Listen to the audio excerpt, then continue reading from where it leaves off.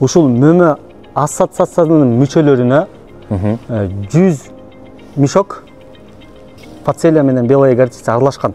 Бекер таркатып берип, кантип өзү эч кандай акча албайбыз.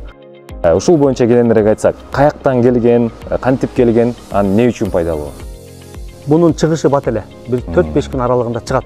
Жылуулук менен нымдуулук болсо чыгат. Фацелия менен белая горчица экөө бириккенде бир 50-60-70 см өскөн болсо, 1 гектар жерге 20-30 тонна жашыл кык бергенге бары бар да. Ушул боюнча жерди айдатып салса, бул жердин астында калып, чирип, анан органикалык жер семирткич болуп, жердин кубаттанышына аябай жакшы жардам берет. Жердин астында калып, ал жерге аба кирбей, батыраак разложение болуп, разложение болуп атканда ызып, ызыган нерсе белки үрөндүн өсүп кетишине кайра жардамын берет да. Менин максатым сатыштагы, бирок сатыштан дагы чоңураак максатым кеңири жайылышында да. 100 гектарга себем, мага үрөнүн алып кой деп уже дайындап баштады да. Муну бир колдонгондор уже экинчи жолу кайрылып атат. 100 мешок ошондо 450 000 сом болот. Бирок ушу МөМө ассоциациясынын мүчөлөрүнө бекер берели деп чечтим да.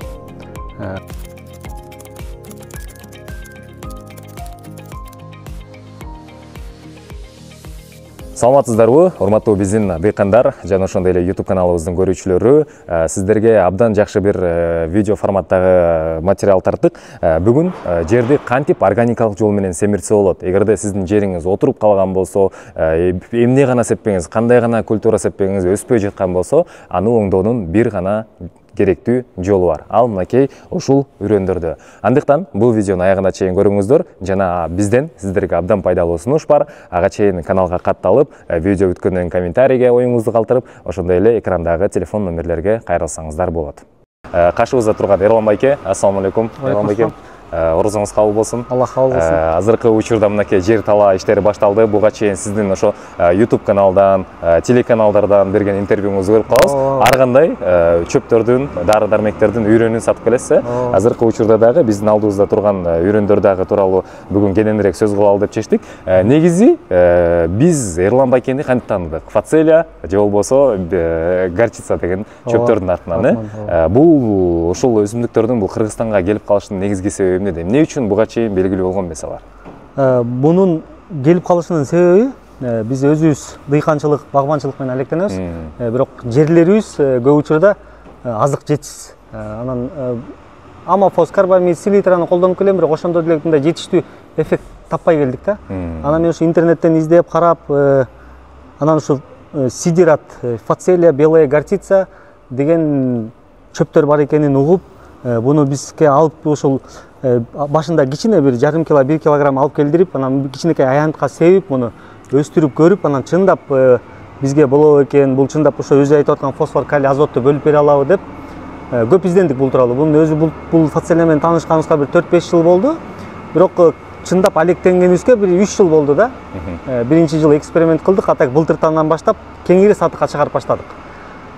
Фацелия менен белая горчица азыр быйыл Кудайга шүкүр күздө, жазда деп себилип атат. Бизде көп учурда дыйкандар дыйканчылыкты жазда гана кылат деп билет экен да.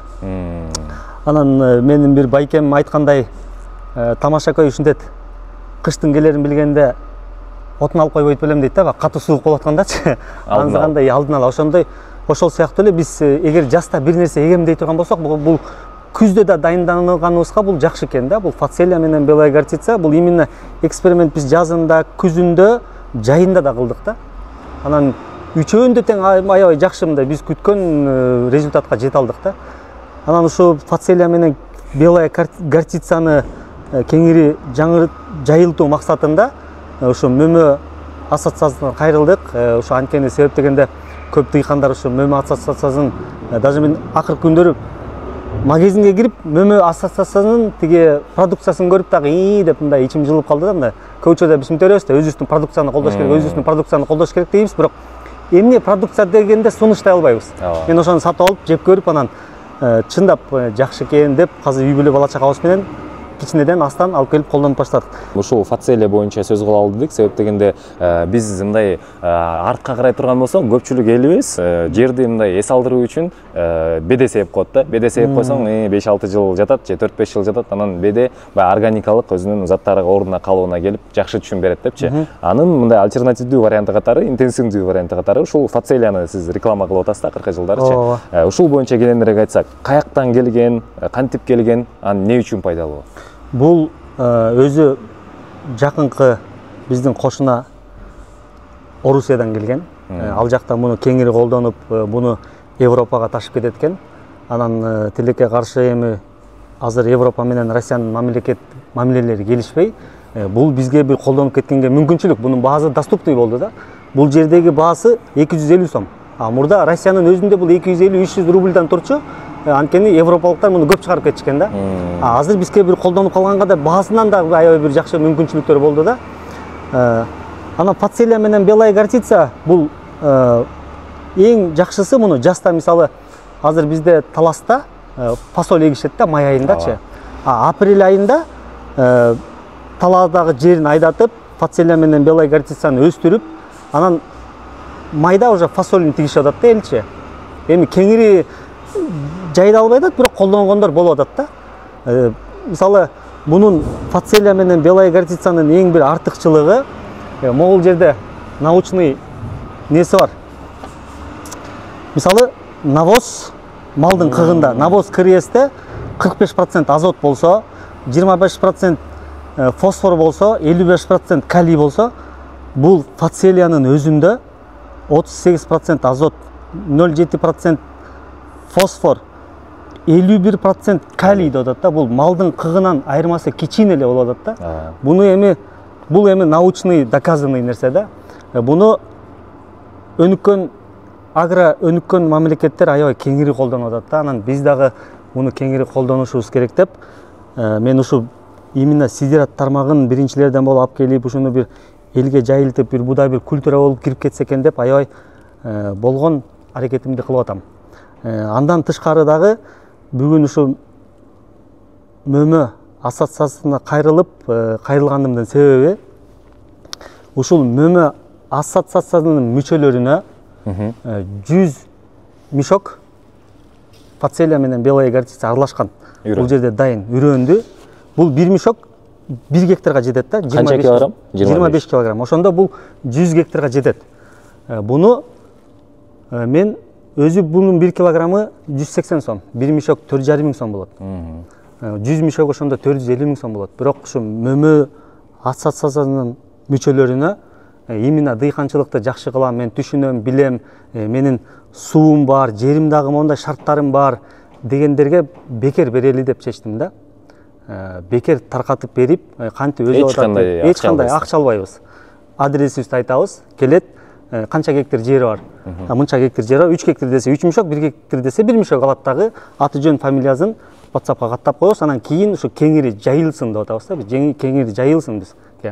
Мындай бул ойдун келип чыгышы бизде бул Ивановкада Иван Александрович деген байке септи. 16 гектар. 16 гектар жерге септи. Бул күзүндө аябай жакшы результат берди. Өзү 170 гектар жер иштетет экен.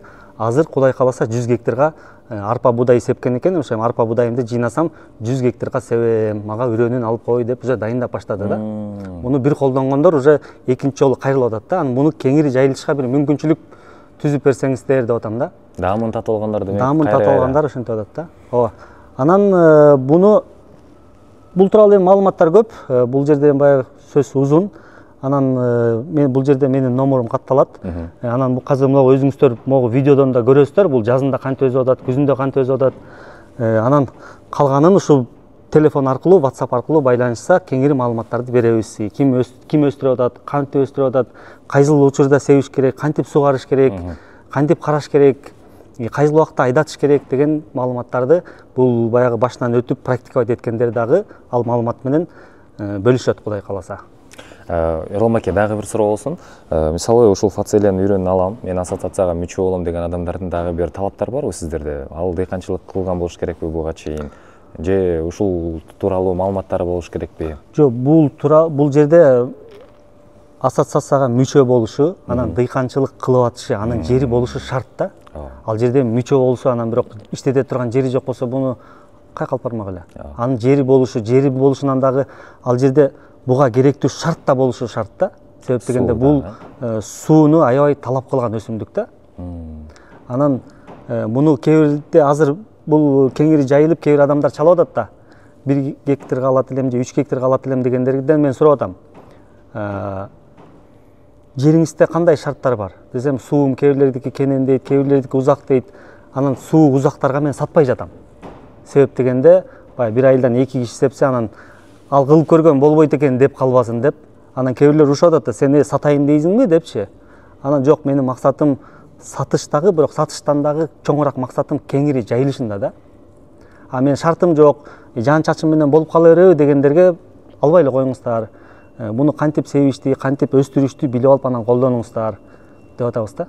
Абдан жакшы. Негизи азыркы учурда ошо жерди органикалык бир семирткичтер менен оңдошубуз керек деп көп айтабыз. Ошого мындайча айтканда 1000дин бири экен биз издегенибиз. Ошондуктан бул фацелияны, горчицаны алып сепсеңиздер болот. Эрлан байкем айткандай, сунушту дагы көрдүңүздөр. ММО ассоциациянын мүчөлөрү үчүн атайын ушундай 100 кап атайын үрөн дагы берилип жатат. Бул 100 гектар жерге жетет деген сөз. Ошондуктан комментарийге же болбосо экранда турган номерлерге кайрылыңыздар.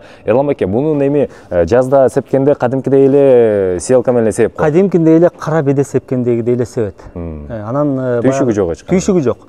Бул жерден бир 2-3 сантиметр көмүлүп калса болду.